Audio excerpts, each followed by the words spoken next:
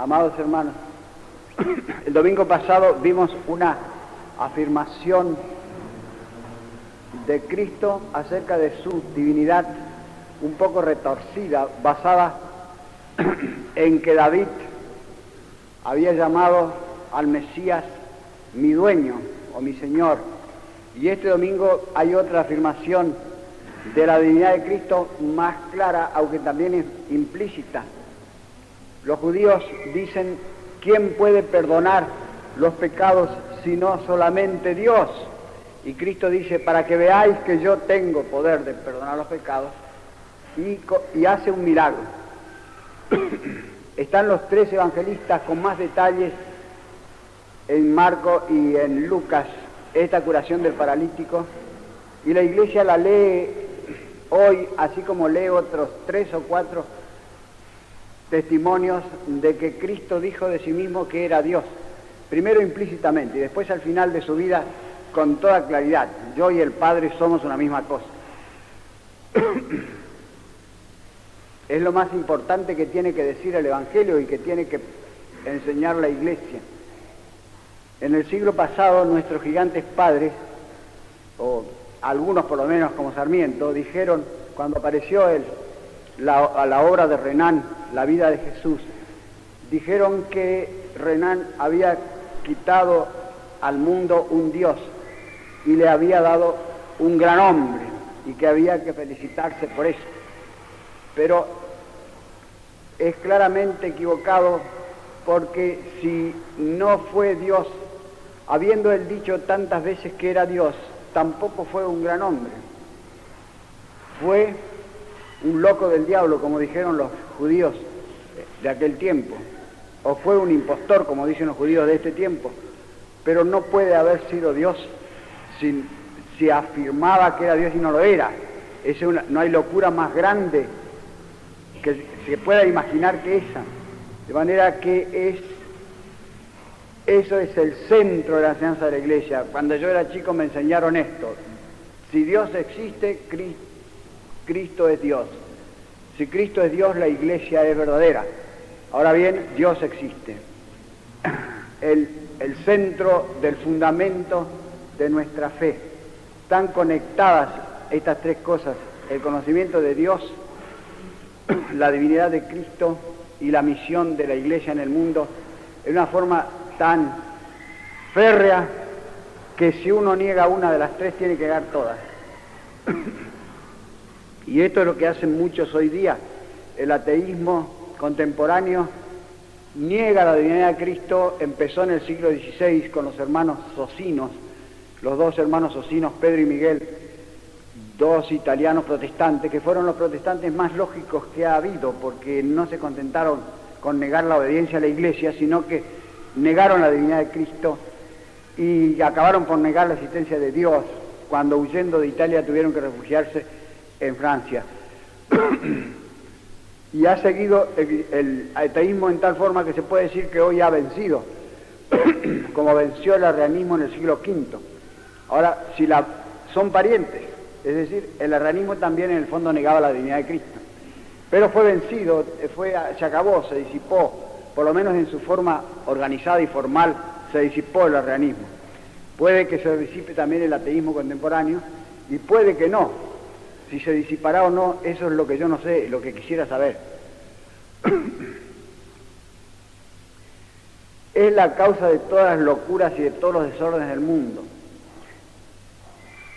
El ateísmo ataca la religión, ataca la moralidad y en el fondo ataca la misma razón humana. Hoy día los que entienden dicen que la razón humana está periclitando, está en crisis. Los que entienden de filosofía y de teología y de bellas artes dicen que hay una crisis en esas disciplinas que son las principales, una crisis terrible, pero todo el mundo se puede dar cuenta de que la razón está atacada por lo que ve alrededor suyo, por los espectáculos y por el desorden de la política, que los pueblos no se saben gobernar. El otro día uno me decía: pero ¿qué pasa? Nosotros elegimos nuestros gobiernos y todos nos resultan malos, y después hay que llamar a los militares que hagan una chirinada y echen al gobernador al que hemos elegido nosotros mismos. ¿Somos sonsos nosotros o qué pasa? En realidad, yo creo que se puede poner en duda si nosotros elegimos nuestros gobiernos. Lo que no se puede poner en duda es que suelen ser malos. Eso es cierto. Un desorden terrible, parecería que los hombres han perdido el antiguo instinto de gobernar y de vivir en paz entre ellos y de entender las cosas y de resignarse a los males de esta vida, porque cada momento hay levantamiento, por todos lados quieren arreglar el mundo por medio de las armas o de la desobediencia y de los gritos y de los discursos y de las mentiras. Y finalmente preparan la guerra, están preparando unas armas terribles. Y eso no es locura. Alemania se queja de que no la dejan tener la bomba atómica.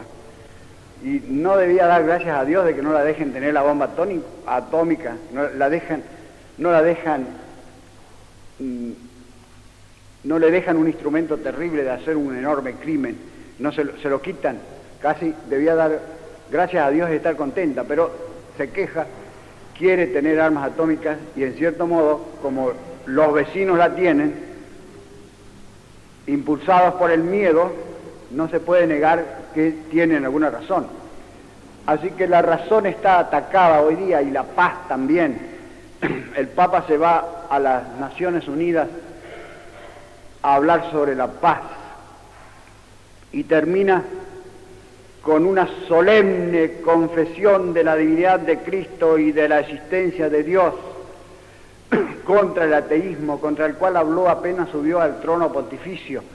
Y eso es lo que vale de su discurso, todo su discurso va a eso.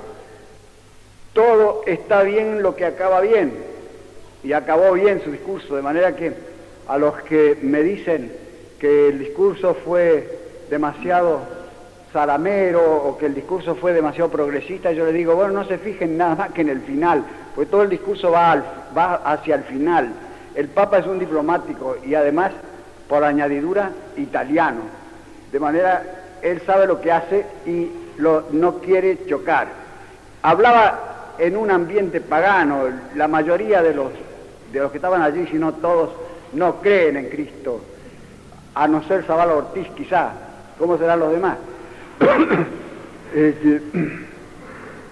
De manera que hablaba como San Pablo habló en el Areópago a los paganos atenienses, y él citó también ese pasaje como para hacer ver lo que él quería hacer allí.